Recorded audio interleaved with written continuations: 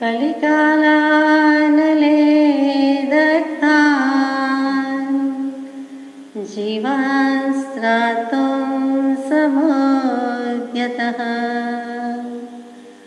राजचन्द्रसुधा सिन्धुर्नमस्तस्मै स्मराम्यहम्। समस्तवस्तुमानाय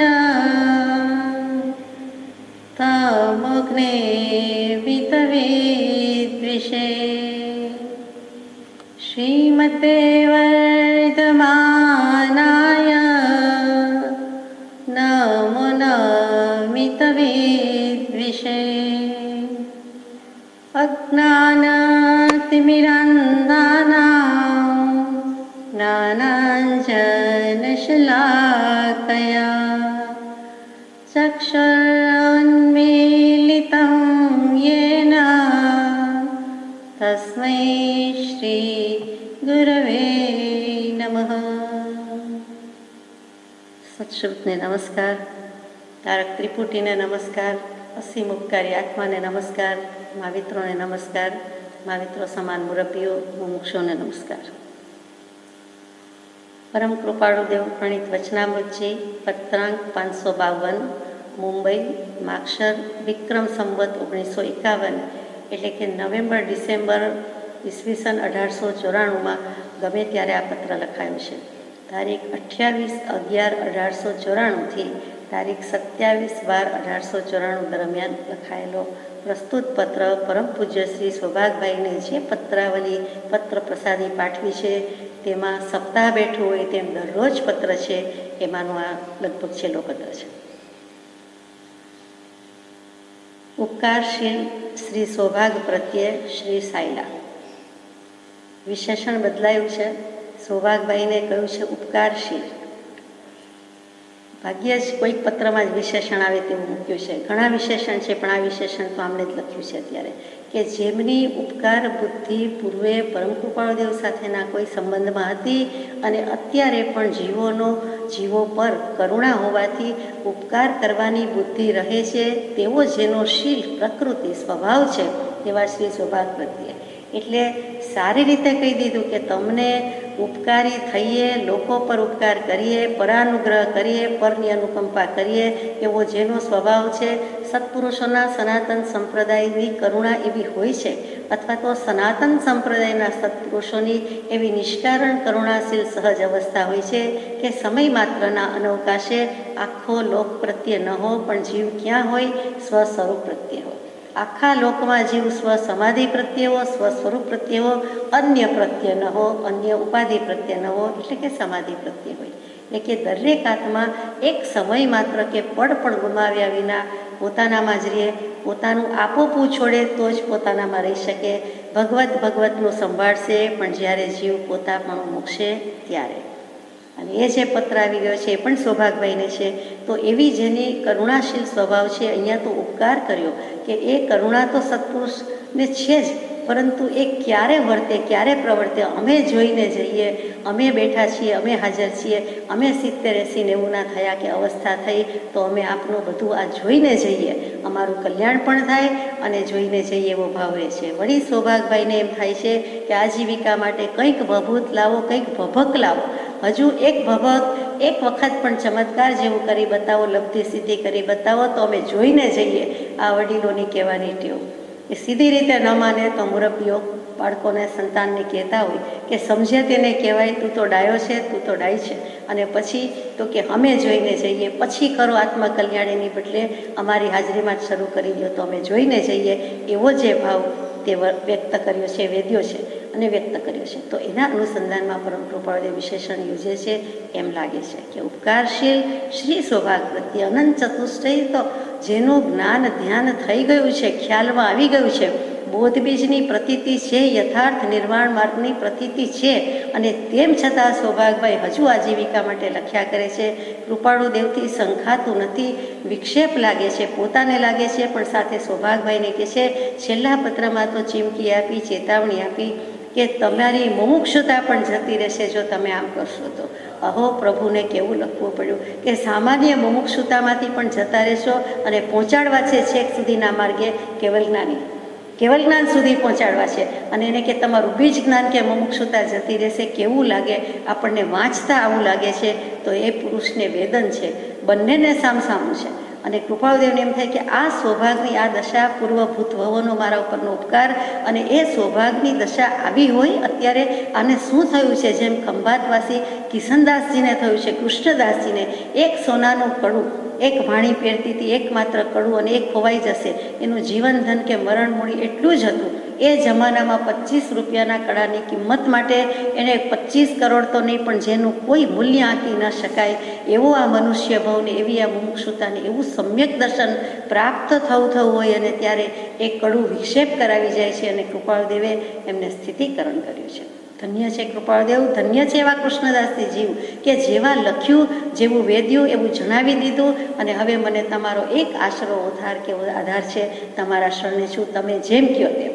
અને પોતે લખ્યું, વળી અંબાલાલભાઈએ સહી કરી અથવા તો અપ્રૂવ કર્યું અને મોકલ્યો પત્ર. અને કૃપાળુદેવે યુદ્ધના ધોરણે તાત્કાલિક જવાબ વળતી ટપાલમાં જેમને લખી દીધો અને બીજે ત્રીજે દિવસે પહોંચી પણ ગયો. અને કૃષ્ણદાસભાઈને સ્થિતિકરણ થયું. એટલે કે દર્શન પરિચય અને અજ્ઞાન પરિચય આમ જ વેદાય તો સૌભાગભાઈને તો બીજ જ્ઞાનની પ્રાપ્તિ કૃપાળુદેવની પ્રતીતિ છે, પણ 100% હોવી જોઈએ તેટલી નથી. જે સંપૂર્ણ વર્તુળ હોવું જોઈએ એની બદલે ક્યાંક નાનું મોટું હોય, ઊંચું નીચું હોય, ઓવલ શેપ જેવું થઈ જાય, લંબગોળ થઈ જાય, એમ સહેજ કચાશ છે. અને એ કચાશ કૃપાળુદેવે પૂરી કરી છે, કઢાવી છે કે તમારે એવો અધૂરો નિશ્ચય છે. હજુ સૌભાગભાઈએ એમ જણાવ્યું નથી કે આ નદીની શાખે અને ઢળતા સૂરજની શાખે આ સૌભાગને એક તમારું જ માત્ર શરણ છે, બીજું કોઈ નથી. મારા મનમાં હવે બીજો કોઈ નથી. અર્થાત ત્યાં સુધી બીજો કોઈક જરાક પણ ડોકું કાઢી જતો હતો. તો કે ડુંગરસિંહભાઈ ગોસળિયાનો સોબત હતી, સંગત હતી, ભલે ઉપકારી હતા, વેદાંતી હતા, એમને પણ કૃપાળુદેવ ઠેકાણે લાવ્યા છે. બંનેને યથાસ્થાને જે સ્થળે મૂકવાના છે, આત્મ સ્વરૂપની ઓળખાણ કરાવવાની છે, એમાં કૃપાળુદેવે ઓછી કરુણાઈ નથી કરી અને ઓછું કષ્ટ વેઠ્યું નથી. કૃપાળુદેવને ભલે સહજ સ્વભાવે થતું હોય, પરંતુ કરુણા અને કષ્ટ બંને છે. અનુકંપા સંયુક્ત ઈચ્છા આને કહેવાય, અને એ ઈચ્છા કહેતા ત્યાં આજ્ઞા છે, અને એ આજ્ઞા અને આ પુરુષો વર્યા છે. વર્તે ત્રણેય યોગ એકત્વથી વર્તે આજ્ઞાધાર એ કરી ગયા છે. અને તેથી આવું થઈ શક્યું છે કે છેક કેવલ જ્ઞાન થાય તો કેમ ખબર પડે? તો અંબાલાલભાઈ જેવાને, કૃપાળુદેવના ગણધર તુલ્ય અંબાલાલભાઈ જેવા પૂછે છે કે અમને કેમ ખબર પડે? તો સૌભાગભાઈ કહે છે કે મને છેલ્લા સમયે કેવલ જ્ઞાન થશે તો હું આ ઈશારો રાખ્યો છે, આ સંજ્ઞા છે, આ પ્રમાણે એમ હું હાથ કરતો જઈશ કે એમ કહેતો જઈશ. લખાઈ બોલી નહીં શકાતું હોય કે કહી શકાતું નહીં હોય તો હું તમને આટલો ઈશારો કરીને જઈશ. એટલે કેવી દશા છે! એવા સૌભાગભાઈને હજુ ઈરર લઈ ગયા નથી, છેલ્લું બાકી છે. અને હજુ આ કબૂલાત કરે છે જે સૌભાગભાઈ આશ્રય બુદ્ધિ, નિશ્ચય બુદ્ધિ કરે છે, એ પ્રસંગને થોડાક દિવસની હજુ વાર છે, થોડાક વખતની વાર છે. એ વિક્રમ સંવત 1952નો અરસો છે. અત્યારે આપણે વાત કરી રહ્યા છીએ વિક્રમ સંવત 1951ની. તો આગળ જઈએ કે ઈશ્વર ઈચ્છા બળવાન છે અને કાળનું પણ દુષમપણું છે. ઈશ્વર ઈચ્છા બળવાન છે, બલિયસી કેવલમ ઈશ્વર ઈચ્છા. શું કામ? તો કે સ્વયં મહેશ સ્વસુરો નગેશ સખા ધનેશ તનયો ગણેશ તથાપિ ભિક્ષાટનમેવ શંભોર બલિયસી કેવલમ ઈશ્વર ઈચ્છા. શંકર ભગવાન શિવજીનું દૃષ્ટાંત મૂક્યું છે કે સ્વયં મહેશ, પોતે જ મહાદેવ છે, મહેશ છે, પ્રલય કરી નાખે, તાંડવ નૃત્ય કરી નાખે, લાસ્ય નૃત્ય કરી નાખે, એટલે એ શિવજી. અને પછી સ્વસુરો નગેશ, એના સસરાજી કોણ છે? તો કે હિમાલય જેવડો મોટો પર્વત એમના સસરાજી છે. હિમાલય પુત્રી એ પાર્વતીજી, એટલા માટે પર્વત છે, પર્વત પરથી પાર્વતીજી. સખા ધનેશ, મિત્ર કેવો છે? તો કે કુબેરનો ભંડાર, કુબેર ધનેશ એ જ એમનો મિત્ર છે. તનયો ગણેશ, પુત્ર કોણ? તો કે ગણેશજી જેવા, ગણપતિ, ગણધર, ગણદેવ જે કહીએ તેવા પુત્ર છે. અને તો પણ એ શિવજીને પહેરવાના કપડાં અથવા તો ખાવા પીવાનું વગેરે પરિગ્રહ બુદ્ધિ કાંઈ નથી.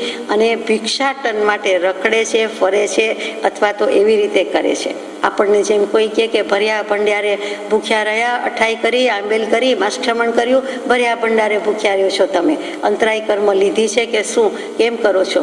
અણસમજમાંય કહેવાય અને થોડી વાર સમજાવવા માટે પણ કહેવાય. પણ સમજવાનું આપણે છે કે એના માટે કરતા નથી. ઉપવાસ કરીએ છીએ, અપવાસ કરતા નથી. અપવાસ આત્માથી દૂર જઈએ છીએ, આત્માને હીણો ગણી નાખીએ છીએ એટલે અપવાસ બોલાય છે. પરંતુ ખરેખર ઉપવાસ છે, ઉપ એટલે પાસે, સમીપ, નજીક, આત્માની પાસે જવાનું છે. એટલે અપવાસ કર્યો એમ બોલવું નહીં અને સાંભળવું નહીં. ઉપવાસ કરીએ છીએ, ઉપવાસની ભાવના છે, બરોબર છે. અને કાળનું પણ દુષમપણું છે. તો પહેલાં મૂક્યું ઈશ્વરેચ્છા બળવાન છે, કરતા ઈશ્વર કોઈ નહીં, ઈશ્વર શુદ્ધ સ્વભાવ. પૂર્વે આ જ આત્મા, આ જ જીવ કે બીજો જીવ જેને સંબોધીને લખાયું હોય તે કંઈક એવું પરાક્રમ કરી આવ્યા છે, સારા માઠા ભાવ કરીને આવ્યા છીએ, તો અત્યારે ઉદયમાં આવ્યું છે, ફળ દેવાના થયા છે. એ ઈશ્વરેચ્છા. મૂળમાં તો આત્મા ભગવાન, પોતે જ ભગવાન આત્મા, પોતે જ પોતાના પરાક્રમ ભાવ કર્યા છે, તે જ ઉદયમાં આવ્યા છે. એટલે ઈશ્વરેચ્છા બળવાન છે, એને બળવાન ગણવાની છે. પણ ફળ આપી રહી છે. ઉદયાવલીમાં કર્મો આવી ગયા, ઉદયમાં આવી ગયા છે, તો હવે એ ભોગવ્યા સિવાય છૂટકો નથી. અને સંપરિણમે ભોગવી લેવું, એ જ એક બોધ છેવટ લખ્યું કે બોધના છે. જે અવસરે જે પ્રાપ્ત થાય તેને વિશે સંતોષમાં રહેવું, એવું હે રામ શ્રી વશિષ્ઠ કહેતા હતા. અને સત્પુરુષોનો સનાતન ધર્મ, સનાતન આચરણ પણ આ જ છે. સત્પુરુષનો એ છે, અને સત્પુરુષ જેને સંબોધે છે કે બોધ આપે છે એ પણ એ જ હોય, એમાં નવાઈ નથી. તો એવી ઈશ્વરેચ્છા બળવાન છે. તો પ્રારબ્ધ પરેચ્છાનુચારી એવા કૃપાળુદેવ છે, ત્યાં ઈચ્છાનુચારી નથી, સ્વેચ્છાથી કરતા નથી. પ્રારબ્ધ છે એટલે કરવું પડે છે, પરેચ્છાનુચારી છે, અનિચ્છા વશાત પણ કરતા નથી. જે 3 પ્રકારના પ્રારબ્ધ વેદાંત દર્શનમાં મૂક્યા છે કે ઈચ્છાનુચારી એટલે સ્વેચ્છાનુચારી, પરેચ્છાનુચારી અને અનિચ્છાનુચારી. તો પોતાની ઈચ્છાથી નથી તેમ ઈચ્છા રહિત પણ નથી, ઈચ્છાનો અભાવ પણ નથી કયો ત્યાં, અનિચ્છા પણ નથી એટલે કે રાગથી નથી, દ્વેષથી નથી. જ્ઞાની ઈચ્છા સહિત નથી, જ્ઞાની ઈચ્છા રહિત નથી. જ્ઞાની જે કંઈ છે તે સહજ સ્વરૂપી છે. 377મો પત્ર સ્પષ્ટ કૃપાળુદેવે પોતાની દશા લખી દીધી, અને પોતાની લખતા અનંતા જ્ઞાની પુરુષની જ્ઞાન દશા કેવી હોય છે એ પણ જણાવી દીધું. તો એ સહજ સ્વરૂપી એટલે એમને ઈચ્છા નથી. તો અહીંયા ઈશ્વરેચ્છા એટલે પરેચ્છા, એટલે કે જે કંઈ છે પ્રારબ્ધ છે તે બળવાન છે, તો કરવું પડે છે. તમારે કરવું પડે છે, તો અમારે પણ કંઈ કમ કરવું પડતું નથી. કૃપાળુદેવની ઉપાધિ યોગ કંઈ જેવો તેવો નથી.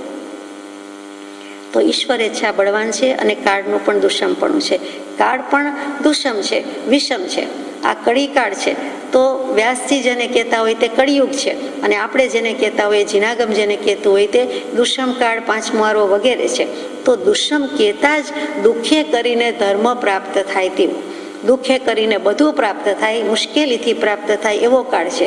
એટલે આપણે તરત જ કહેવાના કે બીજું બધું તો મળે છે, કંઈ વાંધો આવતો નથી, વધારે સુવિધા છે, વધારે સાધન સગવડ મળી ચૂક્યા છે અથવા મળી રહ્યા છે, કેમ કે શોધાતા જાય છે. અને જીવ બળીઓ થઈને પુરુષાર્થ કરે છે 2 પૈસા બચાવવા કે 5 પાંદડે થવા માટે. એનો જે ભગીરથ પુરુષાર્થ છે, આખી જિંદગી ખર્ચી નાખે છે. પારકા પ્રદેશમાં પણ પગ પેસારો કરીને બનાવી લે છે લક્ષ્મીને પોતાની. તો એ જે બધું છે એમાં પણ પ્રારબ્ધ તો છે જ.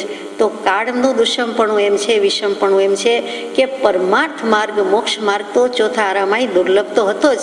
સત્સંગ ચોથા આરામાં પણ દુર્લભ હતો, તો અત્યારે હોય એમાં નવાઈ નથી. જો કરીએ તો થાય. બધું પડ્યું છે, તીર્થંકર દેવના નિમિત્ત તો મળ્યા છે, પણ આપણે કરીએ નહીં તો ક્યાંથી થાય. સર્વજીવ છે સિદ્ધસમ, જે સમજે તે થાય. તો ઉત્કૃષ્ટ નિમિત્ત મળે.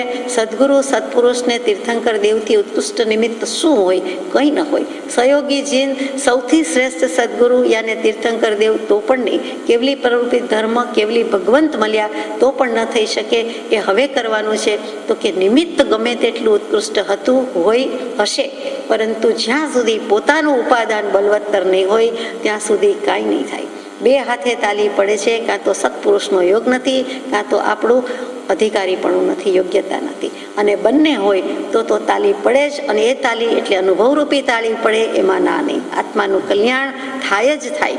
તો કાળનું દુષમપણું ભલે હોય, અત્યારે છે એની ના નથી. પૂર્વે જાણ્યું હતું અને સ્પષ્ટ પ્રતીતિ સ્વરૂપ હતું કે જ્ઞાની પુરુષને સકામપણે ભજતા આત્માને પ્રતિબંધ થાય છે, અને ઘણીવાર પરમાર્થ દૃષ્ટિ મટી સંસાર દૃષ્ટિ, સંસારાર્થ દૃષ્ટિ થઈ જાય છે. અહીંયા બોધ શરૂ થઈ ગયો કે કાળનું દુષમપણું છે તો એક સ્ટેટમેન્ટ છે કે હકીકત છે અને એનો સ્વીકાર છે. પરંતુ 442મા પત્રમાં મૂક્યું છે કે કાળ દુષમ છે, અને તેથી પરમાર્થ માર્ગ દુઃખે કરીને પ્રાપ્ત થાય છે. પરંતુ પછી એ એકાંતે નથી. તદ્દન એમ છે એવું નથી. કાળ શું કરી શકે? દ્રવ્ય ક્ષેત્ર કાળ ભાવમાં વચ્ચે છે. પહેલું દ્રવ્ય છે અને છેલ્લું ચોથું ભાવ છે. દ્રવ્ય અને ભાવ મુખ્ય છે, ક્ષેત્ર અને કાળ તો વચ્ચે છે. એ નિમિત્ત દૃષ્ટિ થઈ, એ નિમિત્ત છે. પુરુષાર્થ પાંચે સમવાયમાં સમાયેલો છે. તો પુરુષાર્થ કરે તો બળિયો થાય, તો કોઈનું કલ્યાણ ન થાય એવું નથી. આપણું ન જ થાય એવું એકાંતે અભિપ્રાય નથી. એમ 442માં મૂકી દીધું કે ભલે પરમાર્થ માર્ગ દુર્લભ છે, દુષમ કાળ છે, વિષમ કાળ છે, બધી વાત મૂકી. કળિયુગની કૃપા છે એટલે કે અવકૃપા છે, પરંતુ એ આપણને જમાનો કંઈ પેટમાં ગરી ગયો નથી. કાળ આપણને ખાઈ જતો નથી. કાળ ખાય છે તે આયુષ્ય પૂરું થાય છે, કાળનો કોળિયો થઈ જઈએ છીએ એમ બોલાય, પરંતુ બીજી રીતે સમય આપણો પોતાનો છે. એક સમય તે સૌ સમય ભેદ અવસ્થા જોઈ. તો એ સમય પર આપણી એક મોહર લાગી જાય, સ્ટેમ્પ લાગી જાય કે મારો સમય, આત્માનો સમય સ્વભાવનું ભાન, અને તે અને તેમાં સ્થિતિ થઈ તો અહીંયા જ મોક્ષ સ્વરૂપ. પછી તો ત્યાં આરામ કરવાનો છે, મહેલમાં મોક્ષનગરીમાં બિરાજમાન થવાનું છે. પ્રથમ તો જીવને આ ભવે અહીંયા મોક્ષ થાય છે અને મોક્ષ સમજાય છે. 447માં પત્રમાં પણ કહ્યું છે, એ જ આપણે વાત આગળ અહીંયા લઈએ છીએ કે જ્ઞાની પુરુષને સકામપણે ભજતા આત્માને પ્રતિબંધ થાય છે. એમ ઘણીવાર જાણ્યું છે, સ્પષ્ટ જાણ્યું છે અને સ્પષ્ટ લખ્યું છે, છતાં પણ તમે પરમાર્થ દૃષ્ટિ મટાવીને સંસાર દૃષ્ટિમાં આવી જાઓ છો. એટલે કે અન્ય ભાવમાં આવી જાઓ છો. દેહ ભાવ, અન્ય ભાવ, લૌકિક ભાવમાં આવો છો. તમે અને અમે અલૌકિક ભાવે નહીં પ્રવર્તીએ, પણ લૌકિક ભાવે પ્રવર્તશું. તો અલૌકિક ભાવે કોણ પ્રવર્તશે? તો પછી કૃપાળદેવ તો અલૌકિક પુરુષ અલૌકિક ભાવમાં છે, અનન્ય ભાવમાં છે, અને અનન્ય ભાવ એક આત્મભાવ છે. અને આ પત્ર કે પછીનો પત્ર એ આત્મભાવ સાધ્ય કરવાની આજ્ઞા માટેનો જ હોય તેમ જણાય છે કે સકામ દૃષ્ટિ જ ક્યાંક ખોટી આવી ગઈ. વિતરાગનો માર્ગ એમાં સકામ શબ્દ શોભતોય નથી, પરંતુ 11માં 12માં ગુણસ્થાને સરાગ સંયમ કહેવું પડે. બે વસ્તુ સાથે જતી હોય એવું લાગે જ નહીં, તેમ છતાં જીનાગમમાં મૂક્યું છે એટલે સ્વીકાર કરવો પડે કે બંને દશા, બંને ધારા સાથે જતી હોય છે, પેરેલલ છે. સરાગ પણ છે અને સંયમ પણ છે, પણ સર્વભાવથી વિરામ પામવાનું પરમાર્થ સંયમ નથી. અહીંયા પરમાર્થ દૃષ્ટિ પર લઈ જવું છે. એટલે એ પરમાર્થ સંયમ ક્યારે આવે? તો કે પરમાર્થ દૃષ્ટિ હોય તો એમાં કંઈક રાગના અંશ મિશ્રિત થઈ જાય એટલે ખેલ ખલાસ થઈ જાય છે, વાત બગડી જાય છે, કેવળ જ્ઞાન થવા દેતું નથી. તો કે એમ નહીં. 11માં 12માં ગુણસ્થાનકે છદ્મસ્થ વિતરાગ શબ્દ મૂકવો પડ્યો, બંને લેવા પડ્યા. છદ્મસ્થ વિતરાગ ગુણસ્થાનક સમજમાં ન આવે, કલ્પનામાં ન આવે, આપણે વાંચીએ વિચારીએ, પણ એ દશા કેવી હોય? એક બાજુથી આમ અને એક બાજુથી આમ. તો સરાગતા વિતરાગતાના માર્ગમાં છે નહીં, પણ કેટલાક સ્ટેજ સુધી છે, કેટલીક ભૂમિકા સુધી છે, એટલે મૂકવું પડ્યું છે. પણ છેવટે તો એ પણ છોડવાનું છે. રાગાદિક ભાવ કે રાગાદિક બુદ્ધિનો અંશ માત્ર પણ સહન થઈ શકે તેવું આત્માને નથી. એ પરમ કૃપાળુ દેવ 12માં 14માં વર્ષે લખે બોધવચનમાં કે રાગાદિથી વિરક્ત થવું એ સમ્યક જ્ઞાન. આ સમ્યક જ્ઞાનની વ્યાખ્યા કેવી? તે વખતની ઉંમર કઈ? રાગાદિથી વિરક્ત થવું એ સમ્યક જ્ઞાન. અને છે તેની તેને સોંપો. કૌંસમાં લખ્યું કે અવળી પરિણતિ, તો આપણે સમજી શક્યા કે અવળી પરિણતિ વિભાવ પરિણતિ તે મારી નહીં, છે તેની તેને સોંપો. પછી પેલા બોલ સમજાય કે સ્વદ્રવ્યના રક્ષક થાઓ, ધારક થાઓ, ગ્રાહક થાઓ, ત્વરાથી થાઓ. કેવા સુંદર બોલ, કેવા જીન પ્રવચન! અને આમાં ફર્ક શું છે એ સમજાતું નથી. જીન ભગવંત પણ આ જ કહેવાના હોય, કહી રહ્યા હશે, અને કૃપાળદેવ પણ આ જ કહ્યું, લખ્યું, અને મહાવીર સ્વામીજીએ પણ આ જ લખ્યું હતું, આ જ કહ્યું હતું, આ જ કૃપાળુદેવને કે બીજા બધા મુનિવરોને કે જીવોને સમજાવ્યું હતું. અને કૃપાળુદેવ ત્યાંથી લઈને આવ્યા છે, તેની જ વાણી સુણીને સુણાવનારા અને તેની જ દૃષ્ટિ થકી જગને જોનારા. પોતાના ચશ્મા નજર નથી કૃપાળુદેવ, પણ મહાવીર દેવની દૃષ્ટિ, તીર્થંકર દેવની દૃષ્ટિ, અને એ સમ્યક નેત્ર અને એમની નજરે, એમની દૃષ્ટિથી લે છે. વારંવાર સાક્ષી આપી છે તીર્થંકર દેવની. તો એવા કૃપાળુદેવ લખે છે કે સકામપણે ભજતા આત્માને પ્રતિબંધ થાય છે, અને ઘણીવાર આ દૃષ્ટિ મટીને, પરમાર્થ દૃષ્ટિ મટીને સંસાર દૃષ્ટિ થઈ જાય છે. તો જ્ઞાની પ્રત્યે એવી દૃષ્ટિ થયે ફરી સુલભ બોધિપણું પામવું કઠણ પડે છે. આ કૃપાળુદેવનો તમને યોગ થયો છે, એ અયોગ થઈ જશે. સુલભ બોધિપણું અત્યાર સુધી પ્રયત્ન કર્યા પછી આટલે સુધી આવી ગયા, હવે સત સરળ છે, સુગમ છે, સર્વત્ર તેની પ્રાપ્તિ હોય છે. અમે તમને દેવા જ બેઠા છીએ, તમે લેવા જ બેઠા છો. વચ્ચે શું કામ કોઈ વ્યક્તિ કે વાત આવે છે એ સમજાતું નથી.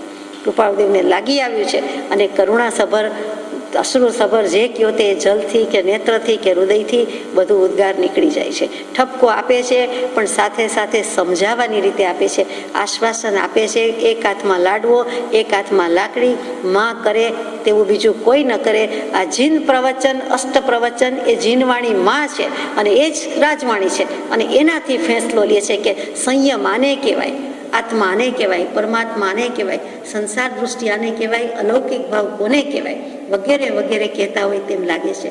માટે આમાંથી નીકળી જાઓ. સુલભ બોધિ પણ પ્રાપ્ત થયું છે એ પણ કઠણ પડી જશે એમ જાણી કોઈ પણ જીવ સકામપણે સમાગમ ન કરે એવા પ્રકારે વર્તવું થતું હતું.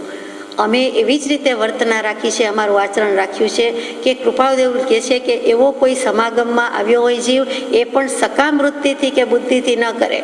કોઈકને કાવીઠામાં કહી દીધેલું કે ભગવાન પર પુષ્પ પાથરી દીધા, 5 પુષ્પ, એને એમ કે બીજાને કરું છું, બીજા દેવને પૂજું છું, તો આ તો જ્ઞાની પુરુષ છે, ધ્યાનસ્થ અવસ્થામાં હોય છે. એણે જે કહ્યું તે સાચું પડ્યું કે બહુ ઉદ્વેગમાં જતા હતા તો કે તમારી દીકરીને સારું થઈ જશે, બીમાર હતી, ખબર કાઢવા જતા હતા અને ઉદ્વેગ ભર્યા હતા તો કે દીકરીને સારું થઈ જશે એમ કહી દીધું. ચિંતા ન કરો, આર્ત ધ્યાન ન કરો અને સારું થઈ ગયું, ભાવ આવી ગયો અને ભગવાન પર શ્રદ્ધા બેસી ગઈ. જ્ઞાનીની શ્રદ્ધા તો હતી પણ એને ભગવાન જેવી શ્રદ્ધા આવી અને ફટાક દઈને 5 ફૂલ અર્પણ કર્યા. અને ત્યાં મનમાં એમ થઈ જાય કે જો આમ થાય તો અથવા મારું આમ થાય તો. અને કૃપાળુદેવના જ્ઞાનમાં જડાહડા છે તો જોઈ ગયા, દેખી ગયા અને કહી દીધું કે મારી પાસેથી કંઈક માગ્યું, ફળની આશાએ આ ફૂલ મૂક્યા, ન બને, એ ખોટું કર્યું, ભાવ ખોટામાં વયો ગયો એમ કરીને એ સમજે એવી ભાષામાં પણ એમને સદબોધ આપી દીધેલો. તો આ પુરુષ નાની નાની વાતમાં નાની મોટી વ્યક્તિને સકામપણે રહેવાની ના કહેતા હોય તો કહે છે કે અમારું વર્તન આચરણ એવું જ રાખ્યું છે અને બુદ્ધિ પણ એવી છે, અભિપ્રાય પણ એવો છે, બને તો કંઈ પણ દઈએ છીએ કે સકામપણે સમાગમ ન કરવો. તમને તથા શ્રી ડુંગર વગેરેને આ માર્ગ સંબંધી અમે કહ્યું હતું પણ અમે અમારા બીજા ઉપદેશની પેઠે તત્કાળ તેનું ગ્રહવું કોઈ પ્રારબ્ધ યોગથી ન થતું. અમે આપને લખ્યું છે, ડુંગરસિંહભાઈ ગોસડિયાને પણ લખ્યું છે અને માર્ગ સંબંધી કહ્યું હતું. કયા માર્ગ સંબંધી? આ માર્ગ સંબંધી. આ એટલે વિતરાગ માર્ગ સંબંધી કે તમે પદાર્થને સમજો. એટલે જ તમને કહ્યું છે કે પૂર્ણ વિતરાગ જેવો બોધ અમને સહજે સાંભળી આવે છે પણ તમે એને ગોસડિયા પદાર્થને સમજો, વસ્તુનું સ્વરૂપ સમજો. ડુંગરસિંહભાઈને ઘણું જ્ઞાન પણ વેદાંત દર્શન પ્રમાણે હતું તો વિતરાગ વાણીના કેટલાક સિદ્ધાંતો એમના ખ્યાલમાં જ્ઞાનમાં નહોતા અથવા દલીલ કરતા, શંકા કરતા, જિજ્ઞાસા ઉઠાવતા. જ્યારે ખરી જિજ્ઞાસા થઈ ત્યારે કૃપાળુદેવે એમને પણ સમાધાન કર્યું. પણ અમારા બીજા ઉપદેશની પેઠે એટલે કે બીજો ઘણોય અમારો બોધ ગ્રહણ નથી કર્યો તેમ તત્કાળ તમે આને આ કંઈ ગ્રહણ કર્યો નથી. કે દિવસના ક્યારનાય આવા પત્રો લખીએ છીએ અને રૂબરૂ સમાગમમાં પણ કહીએ છીએ તો પણ તમે કોઈ એવો પ્રારબ્ધ યોગ છે કે જેથી તમારાથી આ ગ્રહણ થઈ શક્યું નથી, પકડી શક્યા નથી, વાતની પકડ કરી નથી. અમે જ્યારે તે વિશે કંઈ જણાવતા ત્યારે પૂર્વના જ્ઞાનીઓએ આચર્યું છે એવા પ્રકાર આદિથી પ્રત્યુત્તર કહેવા જેવું થતું હતું કે પૂર્વે જ્ઞાની પુરુષો કહી ગયા છે અને એ રીતે પણ અમે કહેતા હતા કે આ તમારો જવાબ આ છે, આ યોગ નથી, આ કરવા જેવો સંજોગ નથી. સર્વોત્તમ યોગી તો એ જ છે કે જે કેવળ એક અનન્ય રૂપે નિષ્ઠામાં કેવળ એક સતને જ આચરે. નથુરામ શર્માજી એ વખતે જ છે, સમકાલીન છે, એટલે ચમત્કાર વગેરે થયા કરતું હતું, વેદાંતી છે, તો કે એ બધામાં પડવા જેવું નથી. ચમત્કાર કરી સિદ્ધ કરી બતાવો એ યોગીનું લક્ષણ નથી. સહયોગી જીનને અયોગી જીનના લક્ષણ હોય તે કૃપાળુદેવને કેવા હોય, ત્યાં ચમત્કારી કોઈ સાધુ બાવા સંન્યાસી ક્યાંથી આવી જાય. અને એમ પણ કહી દીધું કે ગુપ્ત ચમત્કાર જ સૃષ્ટિના લક્ષમાં નથી. અમને તેથી ચિત્તમાં મોટો ખેદ થતો હતો કે આ સકામ વૃત્તિ દુષ્મકાળને લીધે આવા મુમુક્ષુ પુરુષને વિશે વર્તે છે, નહીં તો તેનો સ્વપ્ને પણ સંભવ ન હોય. આવી સકામ વૃત્તિ શું કામ છે તો કે દુષ્મકાળ છે, આ કળિયુગ છે, કળીકાળ છે. અને કળીકાળની કૃપા કેવી છે કૃપાદેવ ઉપર તો કે અમે નિષ્પૃહપણે વર્તીએ છીએ પણ સકામપણે હોઈએ તેવું જગતને લાગે છે. એટલે સકામપણે રહેવું પડે છે પણ અમે તો નિષ્કામ જ છીએ અને છતાં આવું છે, આવા સંજોગ છે. તમને પણ પ્રારબ્ધ યોગ એવો છે એટલે દુષ્મકાળને લીધે તમે પણ આવી રીતે સકામ વૃત્તિ ભજતા હો તેમ લાગે છે. નહીં તો તમારા વિશે તમારા જેવા મુમુક્ષુ વિના મનમાં આવો ભાવ કે આવી વૃત્તિ હોય નહીં. એટલે કાળ ઉપર ને પ્રારબ્ધ ઉપર કૃપાળુદેવે નાખી દીધું, જેથી સૌભાગભાઈને અંશે પણ સારું લાગે, સમાધાન થાય. ઉપરા ઉપરી ઠપકા તો ગયા છે, તો પછી જરાક સાંત્વન સમાધાન રહેવું પણ લખે છે, નહીં તો તેનો સ્વપ્ને પણ સંભવ ન હોય. એટલે એમ કરીને કહી દીધું કે સ્વપ્ન માત્રમાં પણ આ સકામ વૃત્તિ ન હોય, કન્ડિશનલ કામકાજ ભગવાન સાથે હોય જ નહીં, ઈચ્છાની વાત આવે જ નહીં. ઈચ્છા એ લોભનો પર્યાય છે. લોભ વળી 4 કશાયમાં, મુખ્ય કશાયમાં છે, એ અનંતાનુબંધી લોભ. એ આપણને પોષાય જ નહીં, તો જોઈતો જ નથી, નહીં તો તેનો સ્વપ્ને પણ સંભવ ન હોય. જો કે તે સકામ વૃત્તિથી તમે પરમાર્થ દૃષ્ટિપણું વિસરી જાઓ એવો સંશય થતો નહોતો. તમે મુમુક્ષુ મટી જાઓ એમ લખે છે, જો આમ કરશો તો, પણ અમને વિશ્વાસ છે, ગળા સુધીનો વિશ્વાસ છે કે એથી પણ વિશેષ ખાતરી છે કે તમે પરમાર્થ દૃષ્ટિ ભૂલી જશો એવા તો નથી. એવો સંશય થતો નહોતો. પણ પ્રસંગોપાત પરમાર્થ દૃષ્ટિને શિથિલપણાનો હેતુ થવાનો સંભવ દેખાતો હતો. એ બની શકે ખરું, શક્યતા હતી. ભલે તમે થવાના નહોતા, તમે વિચલિત થવાના નહોતા, પણ તમે ડગુમગું થઈ જાવ એવું થાય. થોડુંક ઇમ્બેલેન્સ તો છે અને થઈ જાય ને વખતે પડી જાઓ, એના કરતાં ડગુમગું નથી થવા દેવા, સ્થિર કરવા છે. પણ તેમ કરતાં મોટો ખેદ એ થતો હતો કે આ મુમુક્ષુના કુટુંબમાં સકામ બુદ્ધિ વિશેષ થશે અને પરમાર્થ દૃષ્ટિ મટી જશે અથવા ઉત્પન્ન થવાનો સંભવ ટળી જશે. કે તમે અને તમારા પરિવારમાં, એટલે કે દીકરા વગેરે, એ મણિભાઈ, ત્રંબકભાઈ વગેરે પણ પછી આ રસ્તે પડશે કે સકામ બુદ્ધિ માગી લેવાય, જાણી લેવાય, લઈ લેવાય, અને ભગવાનને આમ ભજીએ તો આટલું મળે, 5 આપીને 50 લેવા છે, 51 આપીને 51 લાખનો સોદો કરવો છે, એમ ચાલે નહીં. એટલે 5.25 ને 11.25 શુકનવંતા, પણ પછી 5મું કેવલ જ્ઞાન લેવાનું હોય. એમાં 11.25માં એક આત્મા, એક સદગુરુ અને વધારાનું પા. એટલે શું લેવાનું? પાવલી ચારાની. તો કે તે તો લઈને આવ્યા છીએ, પણ ના, ગમ પડતી નથી, સૂઝ પડતી નથી, સમજ પડતી નથી, એ શુકનવંતું થઈ જવાનું છે. એની બદલે તમે આ પ્રમાણે કરો. આપણે જાણીએ છીએ કે મણિભાઈ, ત્રંબકભાઈમાં મણિભાઈને વચનાવલી લખવાની કૃપા કરી છે, પરંતુ એ જ મણિભાઈ સટ્ટા વગેરે પ્રવૃત્તિમાં પડી જતા હતા.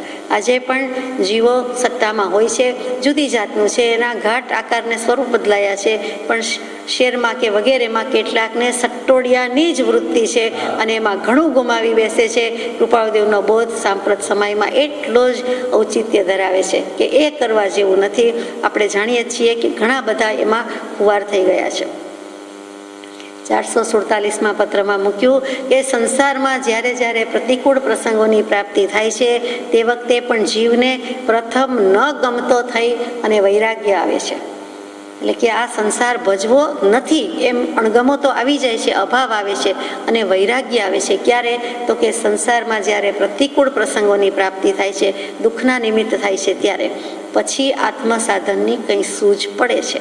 અને પરમાત્મા શ્રી કૃષ્ણના વચન પ્રમાણે મુમુક્ષુ જીવને તે પ્રસંગો સુખદાયક માનવા ઘટે છે કે જેને કારણે આત્મસાધન સૂઝે છે. કુંતી માતા યાદ આવ્યા.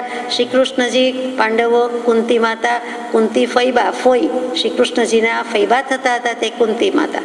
અને એ કુંતી માતાને છેલ્લે કહ્યું કે હવે શું માગવું છે, હવે શું ઈચ્છા છે. ત્યારે સૌથી છેલ્લે, લગભગ છેલ્લો સમય, છેલ્લો સમાગમ છે અને છેલ્લો મેળાપ છે, ત્યારે કહે છે કે મને દુઃખની જ પ્રાપ્તિ હજો, ભવ મને દુઃખ હજો.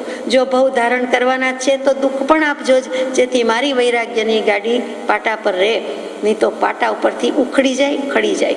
આપણને એટલું જ બલકે વિશેષ લાગવું પડે છે.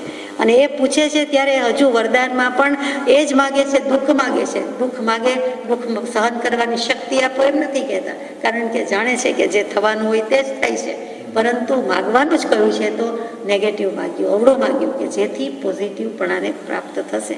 કે એવા દુઃખ માગવાની શક્તિ, અને એ અમર થઈ ગયા એ રીતે કે દુઃખ કોણે માગ્યું? તો કે કુંતીજીએ માગ્યું. તો અહીંયા પરમાત્મા શ્રી કૃષ્ણનું અનુસંધાન લીધું છે. 447મો પત્ર પૂજ્ય રેવાશંકરભાઈને લખ્યું છે અને તેમાં મૂક્યું છે કે શ્રી કૃષ્ણજીની વાત આગળ પાછળ ચર્ચાઈ છે તો કે ચાલો શ્રી કૃષ્ણ મહાત્મા પરમાત્મા એની વાત લ્યો. જેમ મહાભારતની સિરિયલ આવતી હોય ને એ જ વાતાવરણમાં બધા જીવતા હોય તો એની વાત થતી હોય તો એ વખતે પ્રસંગોપાત એ વાત કંઈક છે શ્રી કૃષ્ણજીની એટલે લખ્યું છે કે મુમુક્ષુ જીવને તેવા પ્રસંગ સુખદાયક માનવા જોઈએ. માંદા પડ્યા તો સારું થયું, જે થાય તે યોગ્ય થાય.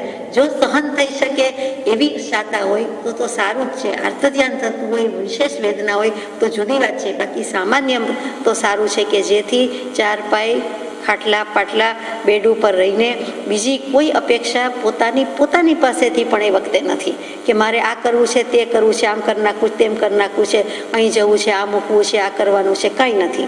ફિઝિકલી બધા સમજે છે, કરી શકે તેમ નથી. ઘરના પણ સમજે છે, બહારના પણ સમજે છે. એટલે એને ઉત્તમ સુયોગ સાંપડે છે. એ વખતે પોતાના આત્મ પરિણામ કરવાનો, આત્મભાવ ફેરવી નાખવાનો, એટલે કે દેહભાવમાંથી આત્મભાવમાં જ રહેવાનું અને જે કાંઈ વિચાર, મનોમંથન, દોહન ગોલન કરવું છે એનો ઉત્તમ અવસર સાંપડે છે.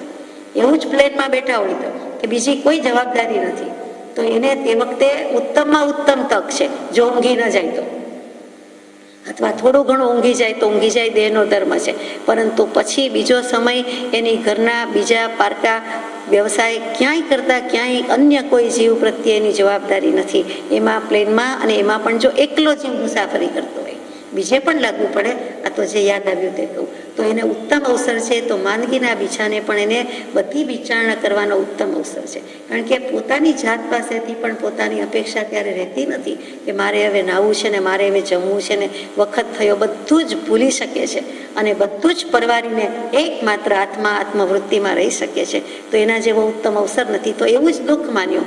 છેવટે સૌભાગભાઈને સમાધાન રહે એટલે કૃપાળદેવ કહે છે કે અમે પ્રેઝન્ટ રૂપે મોકલ્યું છે, અમે ગિફ્ટ રૂપે મોકલ્યું છે. દુઃખના પડીકા કે કોતડા અમે મોકલ્યા છે, માનજો. પછી તો પ્રેમથી સ્વીકારશો કે નહીં? ત્યારે એમ થાય કે સિદ્ધાંત છે, વિતરાગ વાણીનો સિદ્ધાંત છે એ કેવો બાજુ પર છે. સાથે એ પણ છે કે એક દ્રવ્ય બીજા દ્રવ્યને કાંઈ કરી શકતું નથી. એટલે હું કાંઈ કરવાનો નથી, કરી શકતો નથી, તો પણ મેં મોકલ્યું છે. માનો કે મેં મોકલ્યું છે કે ત્યાં પૂર્વ ભાવમાં તમારા આત્માએ જ આરંભીને આવ્યા છો, ઉગાડીને આવ્યા છો, વાવીને આવ્યા છો. તો એ કરવાનું છે. આપણા સંબંધ જ્યારે હશે કોઈ પૂર્વભાવમાં, કૃપાળદેવ સૌભાગભાઈની વાત કરીએ છીએ, તો એમાં પણ કંઈક કર્યું હશે અને હું તમને મોકલી રહ્યો છું એમ માનો. પણ સ્વીકાર કરો, સપ્રેમ સ્વીકાર કરો, સમપરિણતિથી સ્વીકાર કરો.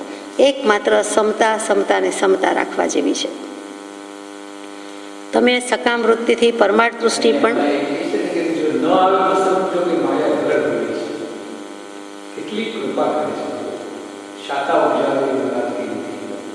જી પણ પ્રસંગોપાત પરમાર્થ દૃષ્ટિને શિથિલપણાનો હેતુ થવો સંભવ દેખાતો હતો. પરંતુ તે કરતાં મોટો ખેદ એ થતો હતો કે આ મુમુક્ષુના કુટુંબમાં સકામ વૃત્તિ વિશેષ થશે. વારસો તમે સકામતાનો આપી જશો, સસ્પૃહતાનો આપી જશો, એ કરવા જેવું નથી. અને આમ પણ અસંગપણાનો જ બોધ મૂક્યો છે. વ્યવહાર કે પરમાર્થ તમે દીકરા બીજા છે, પતિ પત્ની બીજો જીવ છે. શું કામ ભાઈ બહેન બધા વગેરેની ચિંતા કરો છો? પોતાનું ફોડી લ્યો ને એ જે વાત છે ને એ લગભગ ચૂકી જવાય છે. આપણે ઘરનાનું પણ સાથે કલ્યાણ કરવા માટે પ્રયત્ન કરીએ છીએ. એમનું જે થવું હોય તે થાવ. સામાન્યપણે જો સમજી શકતા હોય, સુગ્ન હોય અને એમનો ઉદય હોય, પુરુષાર્થ હોય તો એ કરવાના છે. નહીંતર તેમનું તે જાણે, આપણું આપણે જાણીએ. આપણું સંભાળી શકીએ તો બસ છે. બધાની ચાવીનો જુડો લઈને ફેરવા જતા આપણી ચાવી ક્યાંક મુકાઈ જાય, ખોવાઈ જાય, મળે નહીં. એ કરવા જેવું નથી. આવો યોગ મળ્યો અને આ યોગમાં કલ્યાણ ન કરીએ તો ક્યારે કરશું? કૃપાળુદેવ જેવા પોતાને લખે કે અમે આ વ્યવસાય છોડી શકતા નથી, ત્યાં સુધી વિશેષ અપરાધીની પેઠે કરીએ છીએ, વેઠની જેમ પ્રવૃત્તિ કરીએ છીએ, મૂર્ખની પેઠે ભજિયા કરીએ છીએ. આ ભગવાન પોતાને આવા વિશેષણ આપે છે અને આપણને એમ થાય કાંઈ વાંધો નહીં, બધા ભગવાને પણ વ્યવસાય કર્યો જ ને. એવા ઓઠા ઓથ આધાર ન ચાલે. તેઓ રહી શક્યા, તેઓએ મુંબઈ છોડ્યા વિના, બિઝનેસ છોડ્યા વિના પણ કલ્યાણ કરી શક્યા. તો તેઓ કરી શક્યા. મોહમયીમાં આપણા ભાર નથી કે આપણે અમોહીપણે નિર્મોહીપણે સ્થિતિ કરી શકીએ. એટલે વિચારવા જેવા મુદ્દા છે કે નિવૃત્તિ ઉપર કેટલો ભાર મૂક્યો છે. અથવા પરમાર્થ દૃષ્ટિ ઉત્પન્ન થવાનો સંભવ ટળી જશે. એક તો પરમાર્થ દૃષ્ટિ ઘરનાની હશે નહીં, હશે તો મટી જશે, અને નવી ઉત્પન્ન કરવાનો સંભવ તો આવતો જ નથી. એટલે કે નવી નહીં થાય જો તમે આવી સકામતા રાખશો તો. અને તેને લીધે બીજા પણ ઘણા જીવોને તે સ્થિતિ પરમાર્થ અપ્રાપ્તિમાં હેતુભૂત થશે. એટલે કે પરમાર્થ પ્રાપ્ત કરાવવાની બદલે પ્રાપ્ત નહીં થાય તેના નિમિત્તમાં તમે થશો. વળી સકામપણે ભજનારની અમારાથી કંઈ વૃત્તિ શાંત કરવાનું બનવું કઠણ. જેને હંમેશા ઈચ્છા, માન્યતાને અપેક્ષા જ હોય એવી જ બુદ્ધિ હોય, એને હું શાંત કેવી રીતે કરી શકું? એ તો ખળભળેલો જ હોય, એને તો ઓછું ઓછું થયા જ કરતું હોય. એ રિલેટિવ વાત થઈ, સાપેક્ષ થઈ. આજે આટલું માગે ને કાલે આટલું માગે તો ક્યારેય સંતોષ આવે નહીં, શાંત થાય નહીં, અને ભ્રાંતિમાં જ રહે. તો ભ્રાંતિ તો છે જ, એમાંથી શાંતિમાં લઈ જવાના છે. એના માટે તો બધા સત્પુરુષ કે સત્શાસ્ત્રો છે. તો આ શાંત કરવાનું બનવું કઠણ છે. નહીં થાય એમ નથી કહેતા, પણ કઠણ છે. અને એમ કરવું કઠણ છે, એ જ કઠિનાઈ છે. અને એ જ કૃપાળુદેવે પાર પાડી છે કે ભલે સકામપણે ભજે, એમાંથી એને નિષ્કામ બુદ્ધિ ભક્તિ પ્રત્યે લઈ ગયા છે. તેથી સકામી જીવોને પૂર્વાપર વિરોધ બુદ્ધિ થાય. આને આપ્યું ને મને ના આપ્યું, આને ચમત્કાર થયો ને મને ન થયો, આટલો થયો આ વખતે થયો, આ વખતે ન થયો, આ શું બધી ધમાલ છે? એ ઓછું અધિક એટલે કે અપેક્ષાકૃત કથન કે અપેક્ષાકૃત આવતી જ નથી. ઉપયોગની વાત છે એ હંમેશા નિરપેક્ષ છે, અવિષમ છે. સ્વભાવ નિરપેક્ષ છે, એટલે સ્વભાવમાં તુલના અપેક્ષા આવી શકતી નથી. અહીંયા આત્મ સ્વભાવની વાત ચાલે છે, એમાં આ બધું ખપે જ નહીં, હોઈ શકે જ નહીં. તો પ્રાપ્તિ બીજી કરવી છે અને રહેવું છે બીજું, જવું છે બીજે, એટલે કે ડેસ્ટિનેશન બીજું છે. તો કે ના મોક્ષ, તો કે માત્ર મોક્ષ અભિલાષ હજુ તમને સૌભાગભાઈ નથી, નથી અને નથી. આગલા પત્રો એવા આવી ગયા, અઠવાડિયાના બધા પત્રો, કે હજુ માત્ર મોક્ષ અભિલાષ નથી, થોડીક પણ તમને શાતા જોઈએ છે, થોડીક પણ સુવિધા જોઈએ છે. અને એ વખતની શાતા સુવિધા એટલે આજની આપણી લિવિંગ સ્ટાઇલ છે એવું નહોતું કે હવે કાર લેવી છે કે મોટું ઘર લેવું છે કે હવે કંઈક બીજા સાધન વસાવવા છે કે એર કન્ડિશનર કરવું છે કે લેવું છે, વાપરવું છે, એવું ન હતું. પણ તે વખતે એક રોટલાને છાશ કે રોટલાને શાક, દાળ ભાતની એ વાત નહોતી. આ જમાનાની વાત કરીએ 125 વર્ષ પહેલાંની, તો એટલું પણ નથી. ત્યારે સૌભાગભાઈને લખી આવ્યું છે અને એવી લાગી આવ્યું છે અને લખી દીધું છે. અને એમાં કૃપાળુદેવ પણ કહે છે કે પ્રાય કોઈ પણ પ્રાણી સાંજ પડ્યા સુધીમાં, સૂર્યોદયથી સૂર્યાસ્ત સુધીમાં આહાર વિનાનો રહેતો નથી. એટલે કે કૂતરા વગેરેને, પશુ પંખી વગેરેને મળી રહે છે, એની સાથે સૌભાગભાઈને તુલના કરવી પડી. કે પશુ પંખીને તો મળી રહે, એ માગી શકે, જઈ શકે, એને કબૂતર જાણીને કોઈ ચણ આપશે, એ માગવા આવ્યું છે ને આપશે, એ ભૂખ્યું છે ને આપશે, વધ્યું ઘટ્યું આપશે. સૌભાગભાઈને, મુમુક્ષુને, માનવીને, એક વખતના નગર શ્રેષ્ઠીને કોણ આપવાનું છે? બધાની અપેક્ષા એની પાસેથી હોય. દીકરીયાળું ઘર, વ્યવહાર એટલો બોળો, અને આ પ્રમાણે થાય ત્યારે કેવું લાગે એ તો જેને વીતે તે જ સમજે, આપણે સમજી પણ શકીએ નહીં. અને તે જમાનાની વાત એટલી સાદાઈની, એટલી અપરિગ્રહ વૃત્તિ છે, ત્યારે એના પણ ફાંફા છે. ત્યારે લખ્યું છે તો પણ કૃપાળુદેવ જેનું નામ એવી કૃપા કરી નથી. એ રોટલા પૂરા પાડવાની વાત નથી. છેલ્લે તો કે તમારા વ્યવસાયમાં અમારો ભાગ રાખો. છેલ્લા પત્રોમાં અંશે પણ એવો એમનો ભાવ થઈ ગયેલો. એમાં પણ કૃપાળુદેવે કહ્યું કે અમારા વતી તમે કરો તો કદાચ ક્ષમ્ય છે, તમને લાભનું કારણ છે, પણ તમારા વતી મારે કરવાનું છે, મારી પાસેથી આવી અપેક્ષા રાખો છો, હદ ઉપરાંતની વાત થઈ ગઈ. તો સકામી જીવોને પૂર્વા પર વિરોધ બુદ્ધિ થાય અથવા પરમાર્થ પૂજ્ય ભાવના ટળી જાય એવું જે જોયું હતું. પરમાર્થ પૂજ્ય ભાવના એટલે કે આત્મા જેણે અનુભવ્યો છે તેને અહીંયા પરમાર્થ પૂજ્ય કયા હોય તેવું લાગે છે. પરમાર્થ પૂજ્ય આપણે ગમે તેને પૂજ્ય કહીએ છીએ, બરોબર છે, વ્યવહાર વિનય છે. અને શુદ્ધાત્મા, આત્મા જેવો કોઈ દેવ નથી, સામો જીવ પણ આત્મા છે. એટલે કોઈક વખત કયો જીવ આગળ જાય પાછળ જાય ખબર નથી. તો ભાવિ પ્રજ્ઞાપનીય નહીંથી અથવા તો ભૂત પ્રજ્ઞાપનીય નહીંમાં એ આગળ હોય એમ જે ગણો તે, અથવા હવે જાય તો આપણે એને પૂજ્ય કહીએ તો ખોટું નથી. પરંતુ અહીંયા જે પરમાર્થ પૂજ્ય ભાવના, એ તો કૃપાળુદેવ પોતે પોતાના માટે લખ્યું કે અમે આત્મા જાણીને બેઠા છીએ, અનુભવીને બેઠા છીએ. તો એ ભાવના પણ સામા જીવને ટળી જશે. સૌભાગભાઈ એવું કરશે કે જેણે આત્મા જાણ્યો, એક સ્વને સ્વ જાણ્યું, પરને પર જાણ્યું, એ અન્ય ભાવમાં જાય બને જ નહીં. અને જ્ઞાની છે, લબ્ધિ સિદ્ધિ પ્રગટી હોય અને ફોરવે તો પ્રમાદમાં જાય. તો અમે પ્રમાદમાં જાય એવું તમે ઈચ્છો છો? લઘુ શંકા જેટલા પ્રમાદથી અમારું પરિભ્રમણ થોડુંક પણ બાકી રહી ગયું. ભગવાન મહાવીર સ્વામી સાથે જ મોક્ષે ન જઈ શક્યા.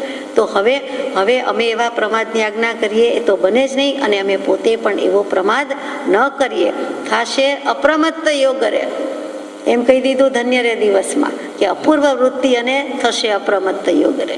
અને પછી તરત જ સાતિશય અપ્રમત્ત યોગી હોય તો શ્રેણી માંડીને કેવલ જ્ઞાન લઈને શુક્લ ધ્યાન પ્રગટાવીને મોક્ષે ચાલ્યા જાય એવા પુરુષ લખી રહ્યા છે કે તમને એ ભાવના પણ ટળી જશે. એ જે જોયું હતું તે વર્તમાનમાં ન થાય તે વિશેષ ઉપયોગ થવા સહેજ લખ્યું છે કે તમને વર્તમાન કાળમાં પણ આવું ન થવું જોઈએ. પૂર્વાપર આ વાતનું મહાત્મ્ય સમજાય અને અન્ય જીવોને ઉપકાર થાય તેમ વિશેષ લક્ષ્ય રાખશો. તમે આગળ પાછળ આ વાતનું મહાત્મ્ય બરોબર સમજજો. એટલે સૌભાગભાઈને લખ્યું છે, આપણને પણ લખ્યું છે, અન્ય જીવોને ઉપકાર થાય તેમ વિશેષ લક્ષ્ય રાખશો. બીજા જીવો ઉપર ઉપકાર કરવાનો છે, ઉપકારશીલ સંબોધન આપ્યું છે. તો આ રીતે ઉપકાર ન થાય, આ તો જુદે રસ્તે લઈ જવાની વાત છે, આ તો ફંટાઈ જવાની વાત છે, બીજાને પણ ખોટી પ્રેરણા મળશે, માટે આ કરવા જેવું નથી. કેટલી સુંદર રીતે લખી દીધું છે. એક પછી એક સમાધાન કરાવે છે, જાણે કલાકના ભાવ બદલાતા હોય, સવાર સાંજના બદલાતા હોય, સમયે બધું પલટન પામે છે અને તે પ્રમાણે લખતા હોય તેવું દિશે છે. આગળ જઈએ. અહીંયા પત્રાંક 552 પૂરો થાય છે. પત્રાંક 553. અહીંયા આપણને ક્યાં લઈ ગયા છે? ભલે વ્યક્તિ બદલાય છે, પાત્ર બદલાય છે, પરંતુ અહીંયા જે પરમાર્થની વાત કરી, સ્વભાવની વાત મૂકી, જુદી રીતે મૂકી દીધી કે આ પ્રવૃત્તિને વિભાવ દશામાંથી નીકળી જાઓ, આ ઉપાધિમાંથી નીકળી જાઓ, આવા ભાવ ન કરો, અને પછી અસંગ દશામાં કેવી રીતે રહેવાય કે ભજાય તેની કંઈક વાત 553માં આવે છે. પરમ ઉપકારી પરમ પૂજ્ય પ્રભુશ્રીજીને લખાયેલો પ્રસ્તુત પત્ર, પત્રાંક 553, મુંબઈ, પોસ્ટ સુદ એકમ, શુક્ર વિક્રમ સંવત 1951, તારીખ 28/12/1894. પત્ર એક પ્રાપ્ત થયું છે. અત્રેથી નીકળતા હજુ આશરે 1 મહિનો થશે એમ લાગે છે. મુંબઈથી નિવૃત્તિ લેવી છે, છેલ્લા 3 વર્ષથી નિવૃત્તિ લીધી નથી અને હવે લઈ લેવી છે. તો હું આવીશ, નિવૃત્તિ ક્ષેત્રમાં આવીશ એમ કહી દીધું, અને 1 મહિના પછી થશે. અહીંથી નીકળ્યા પછી સમાગમ સંબંધી વિચાર રહે છે અને શ્રી કઠોરમાં તે વાતની અનુકૂળતા આવવાનો વધારે સંભવ રહે છે, કેમ કે તેમાં વિશેષ પ્રતિબંધ થવાનું કારણ જણાતું નથી. 1 મહિના પછી થશે અને અહીંથી નીકળ્યા પછી પણ કઠોરમાં, અહીંયા કૃપાળુદેવે શ્રી કઠોર લખ્યું છે. કઠોરમાં પોતે પધારવાના છે, સમાગમ થવાનો છે, હકીકત છે, એમ બને પણ છે, અને હજુ તો ભવિષ્યકાળની વાત મૂકી છે, અને ત્યાં સત્પુરુષ વિચરતા હોવાથી, પોતે વિદ્યમાન પણ હોવાથી શ્રી કઠોર. સદભાગી બળભાગી તો પછી બનશે કઠોર, પણ અત્યારથી લખી દીધું છે અને ત્યાં આવવાનો વધારે સંભવ છે. પ્રશ્ન થાય, કઠોર ક્યાં આવ્યો? તો કે ગુજરાતમાં સુરત, અને સુરતથી 24 કિલોમીટર લગભગ સાયણ, કીમ, કોસંબા, અંકલેશ્વર એ ક્રમ આવે. રેલવેથી મુસાફરી કરી હોય એમને તો યાદ જ હોય. અને એ સુરતથી 24 કિલોમીટર સાયણ આવે અને 20 કિલોમીટર આ કઠોર આવે. એટલે કે કઠોર અને સાયણ વચ્ચેનું ડિસ્ટન્સ માત્ર 4 કિલોમીટર છે. એટલે કે એ જમાનામાં કે આજે પણ જો ચાલવું હોય તો ચાલીને જઈ શકાય. 1-2 માઇલની વાત છે. કેમ કે તેમાં વિશેષ પ્રતિબંધ થવાનું કારણ જણાતું નથી, કે કોઈ કઠોર આવે ખબર હોય એવું છે નહીં અને નિરાતે થઈ શકશે. પ્રતિબંધ નથી, બીજો કોઈ પ્રતિબંધ નથી. પ્રતિબંધ કૃપાળદેવને કયો લાગે છે? વધારે મુમુક્ષુનું ટોળું ભેગું થાય તે કરવું નથી. વ્યવહાર પૂરતા 1, 2, 4 હોય તો બહુ થઈ ગયું. ઘણું કરીને શ્રી અંબાલાલ તે વખતમાં કઠોર આવી શકે તે માટે તેમને જણાવીશ. તે ઘણું કરીને શ્રી અંબાલાલને હું કહીશ કે જણાવીશ. અમારા આવવા વિશે હાલ કોઈને કંઈ જણાવવાનું કારણ નથી, તેમ અમારે માટે બીજી વિશેષ તજવીજ કરવાનું પણ કારણ નથી. કોઈ તકલીફ લેવાની જરૂર નથી, કોઈ બીજી તજવીજ, કોઈ ગોઠવણ, વ્યવસ્થા, પ્રબંધ કરવાની જરૂર નથી, કોઈ બીજો બંદોબસ્ત તમને જોઈતો નથી. બીજું શું જોઈએ એમ થઈ જાય છે, માટે તમારે કાંઈ કરવાનું નથી. આ તો પ્રભુશ્રીજીને પત્ર લખાયો છે. સાયન્સ સ્ટેશને ઉતરી કઠોર અવાય છે, અને તે લાંબો રસ્તો નથી, જેથી વાહન વગેરેનું કંઈ અમને અગત્ય નથી. એટલે રેલવે સ્ટેશનથી જ ત્યાંથી કૃપાળુદેવ પોતાની વાત કરે છે કે સાયન્સ સ્ટેશને ઉતરી જશું અને પછી ચાલીને કઠોર પહોંચી જવાશે. એટલે વાહન વગેરેની જરૂર નથી. અને કદાચિત કોઈ કારણથી વાહનનું કે કંઈ કારણ હશે તો શ્રી અંબાલાલ તે વિશે તજવીજ કરી શકશે. આમ પણ પ્રભુશ્રીજીએ કરવાનું હોય નહીં, મુનિદશા છે. અને એ વખતે મુનિને કાંઈ કહેવું, પરંતુ મુનિને વિકલ્પ ન થાય અથવા બીજા કોઈને વ્યવસ્થા ન કરાવે એટલે પ્રભુશ્રીજીને લખી દીધું કે એ બધું થઈ જશે, એ ટેક કેર થઈ જશે, તમારે એમાં કાંઈ પડવાનું નથી. કઠોરમાં પણ ત્યાંના શ્રાવકો વગેરેને અમારા આવવા વિશે જણાવવાનું કારણ નથી. તેમ ઉતરવાના ઠેકાણા માટે કંઈ ગોઠવણ કરવા વિશે તેમને જણાવવાનું કારણ નથી. ઉતારો આવાસ ક્યાં એની પણ કાંઈ જરૂર નથી. તે માટે જે સહજે તે પ્રસંગમાં બની આવશે તેથી અમને અડચણ નહીં આવે. અમને બીજી કોઈ મુશ્કેલી નથી. જે બનશે તે થઈ આવશે. જે સહેજે થશે તે બધું ફાવશે, અનુકૂળ છે. કોઈ વિરોધ, વિઘ્ન, મુશ્કેલી છે જ નહીં. શ્રી અંબાલાલ સિવાય બીજા કોઈ મુમુક્ષુઓ વખતે શ્રી અંબાલાલ સાથે આવશે. એટલે અંબાલાલભાઈ અને એમની સાથે કોઈ જે કાંઈ 2-3 હશે તે સૌભાગભાઈ પણ હોઈ શકે, પણ તેમના આવવા વિશેમાં પણ આગળથી ખબર કઠોરમાં કે સુરતમાં કે સાયણમાં ન પડે તે અમને ઠીક લાગે છે. કઠોરે કહેવાનું નથી, સાયણે કહેવાનું નથી, સુરતે કહેવાનું નથી. કેમ કે તેને લીધે અમને પણ પ્રતિબંધ વખતે થાય. અમને એ પ્રતિબંધ પોસાતો નથી, પાલવતો નથી, પરવડતો નથી. આ અમને પોસાય જ નહીં. આ અફોર્ડ થાય એવું નથી. જીવતા જાગતા માણસ પોસાતા નથી. કૃપાળદેવને આ ડાંસ મચ્છર સહન કરી જાય છે, પણ મનુષ્યો આવે, મુમુક્ષુ આવે, સંગભાવ પોસાતો નથી. જીવડા નિર્દોષ છે એ અપેક્ષાએ કે એનું બહુ તો કંઈક લેણું હશે તો 1-2 વખત કરવી જશે કે 25 વાર લોહી પી જશે, જરાક જેટલું લેશે, વાત પૂરી થઈ ગઈ. એ લેણદેણ હશે, કૃપાળુદેવ સહી જશે. પરંતુ મોટા મચ્છર એટલે કે મુમુક્ષુ મહાત્માઓ તે કૃપાળુદેવ કે પોસાતા નથી. કેમ કે જીવને હજુ સાચી મુમુક્ષુતા આવી નથી, ત્યાં કોઈનું કામ નથી. અત્યારે અમારે ટોળા ભેગા કરવા નથી, કોઈ પ્રતિબંધ જોઈતો નથી. કેમ કે પોતાનો ઉપયોગને અસર થાય એ ભાવ પ્રતિબંધ થાય ન થાય એવું નથી. દશા મેન્ટેન કરવી ઘણી અઘરી છે. આપણે સમજી શકીએ કે આંખની પાંપણ પાસેથી રેતી ઉપાડવા જેવું કામ છે. અને મુમુક્ષુ સવાલ જવાબ કરે તો એમાં ઉપયોગ આપવો પડે. મુમુક્ષુની સેવા શુશ્રૂષા સારવારમાં રહેવું પડે. એટલે કે મનથી થઈ જાય કે તમને બરોબર છે, તમને સારું છે, તમને ફાવે છે. કોઈ સાજું માંદું થાય, જે કંઈ ભાવ સ્ફૂરતા હોય તે એની સ્વસ્થતા અસ્વસ્થતાનો વિચાર એ કૃપાળુદેવને વિતરાગ દશામાં કેમ પાલવે, કેવી રીતે થાય. એટલે કે છે કે બીજા કોઈનું કામ નથી, પરંતુ જે યોગ્ય છે, જે પાત્ર છે, અથવા જેને પોતાની દશાની પ્રતીતિ આવી જ ગઈ છે અને થોડાક પાછળ પડી જ ગયા છે, જ્યાં લાઈલાજી છે, નિરૂપાયિતા છે, એવા કોઈક કે જેને કંઈક માર્ગે પાડી દઈએ, ચડાવી દઈએ, કે માર્ગે રસ્તે પાડી દઈએ. મોક્ષ માર્ગમાં કોઈને કોઈ તો જોઈએ જ, તો કે ચાલો એને કહીએ, એવી કરુણા છે, કલ્યાણની ભાવના છે. અમારી અત્રે સ્થિરતા છે. ત્યાં સુધીમાં બને તો પત્ર, પ્રશ્ન આદિ લખશો. અમારી સ્થિરતા તો અહીંયા હજુ મુંબઈમાં જ છે. 1 મહિના સુધીની છે. ત્યાં સુધીમાં પત્ર વગેરે કે પ્રશ્ન વગેરે લખશો. સાધુ શ્રી દેવકરણજીને આત્મસ્મૃતિપૂર્વક યથાયોગ્ય પ્રાપ્ત થાય. દેવકરણજી મુનિને અમારા આત્મસ્મરણ અને આત્મસ્મરણપૂર્વક યથાયોગ્ય પ્રાપ્ત થાય. યથાયોગ્ય શબ્દ બહુ મજાનો છે. એનો શું અર્થ કરવાનો કે એની યોગ્યતા પ્રમાણે હજુ એમ જ ને, યથા જેમ છે તેમ, યોગ્યતા કે સામા જીવને જેવું યોગ્યતા છે. બાળકો હોય તો એને પ્યાર અને વાલ, વડીલ હોય તો એને પ્રણામ, અને સમકક્ષ હોય જે કૃપાળુદેવને તો કોઈ મળ્યા નથી કે વિપરીત કાળમાં એકાકી હોવાથી ઉદાસ, અને છતાંય જો કોઈ ઉપર પ્રસન્ન થવું હોય તો સૌભાગભાઈને કે તમે એમાંના એક છો. પછી પ્રભુ શ્રીજી અંબાલાલભાઈ વગેરે છે. જે પ્રકારે અસંગતાએ આત્મભાવ સાધ્ય થાય તે પ્રકારે પ્રવર્તવું એ જ જીનની આજ્ઞા છે. આ વ્યવહારની વાત પૂરી થઈ ગઈ. હવે મુખ્ય વસ્તુ આવી ગઈ કે જે પ્રકારે પ્રભુ શ્રીજીને એક વચનમાં માર્ગ આપી દીધો અહીંયા કે જીનની આજ્ઞા છે, પોતાની પણ આજ્ઞા છે કે જે પ્રકારે, જે રીતે, જે રીતિથી, જે પદ્ધતિથી, કોઈ પણ રીતે આપણે રીતે બોલીએ છીએ એમાં સમજી ગયા. એ રીતિ, પદ્ધતિ, શૈલી, સ્વભાવ એ જેવા તેવા શબ્દો નથી. કોઈક વખત આપણે વિધિ કહીએ છીએ, સુવિધિ કહીએ છીએ, તો એ પણ આ જ શબ્દ છે. જે પ્રકારે અસંગતાએ આત્મભાવ સાધ્ય થાય તે પ્રકારે પ્રવર્તવું એ જ જીનની આજ્ઞા છે. બીજા શબ્દોમાં અન્યત્ર મૂક્યું છે સ્વભાવમાં રહેવું અને વિભાવથી મુકાવવું એ જીન પ્રવચનની મુખ્ય આજ્ઞા છે. એ ન સમજાયું તે વખતના જીવોને પણ માટે બધા આગમો રચાયા. એ દૃષ્ટિવાદ 12મો અંગ એનો એક ભાગ 5 ભાગમાંથી એક ભાગ તે 14 પૂર્વ. એ 14 પૂર્વમાં આ જ લખાયું હતું પહેલું કે સ્વભાવમાં રહેવું, વિભાવથી મુકાવું. થાય તો આટલામાં બધું આવી ગયું, જેમ રાગ દ્વેષ ન કરવા એટલામાં બધું આવી ગયું તેવી રીતે. પણ કૃપાળુદેવે વિશિષ્ટ શૈલીથી મૂક્યું કે રાગ દ્વેષ અજ્ઞાન એ મુખ્ય કર્મ નિગ્રહ.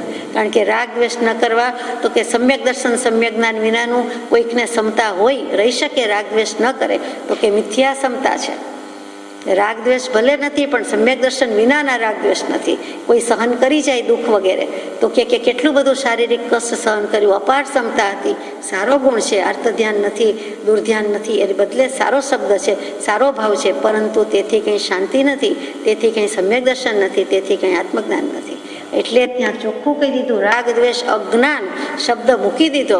નહીતર મોટે ભાગે રાગ દ્વેષ રહિત થવાની વાત આવે પણ અજ્ઞાન રહિત પણ થવું પડે, મોટામાં મોટી વાત છે. એ જ વસ્તુ અહીંયા આવે છે કે જે પ્રકારે અસંગતાએ આત્મભાવ સાધ્ય થાય, સ્વભાવમાં રહેવું, વિભાવથી મુકાવું, એ વાત આવી. ન સમજાયું તો કે ચાલો સંક્ષિપ્તમાં કોઈ સમજતું જ નથી, ટૂંકમાં કે અંતમાં, એટલા માટે આખો વિસ્તાર આવ્યો આપણા ઉપર કે શ્રી આચારાંગ સૂત્ર, શ્રી સુયગડાંગ સૂત્ર, કે ચાલો ત્યારે શીખો જીવે કેમ રહેવું ને કેમ આચાર રાખવો ને કેમ વિચાર રાખવો ને. પછી આટલો બધો શાસ્ત્રનો વિસ્તાર થયો. એ શ્રુત સાગર એનું સ્નાન કરવું એના કરતાં એનું જેમાં આપી દીધું છે આચમન અંજલિ, એક થોડાક પાણીમાં પણ એ જ સ્વાદ છે, આખા દરિયામાં નદીમાં પડીએ તો એ જ સ્વાદ છે. તો કે એ ખોબામાં રહેલું પાણી છે એટલું પીવાય તો બસ છે. અને એમાં કહી દીધું કે સ્વભાવમાં રહેવું, વિભાવથી મુકાવું.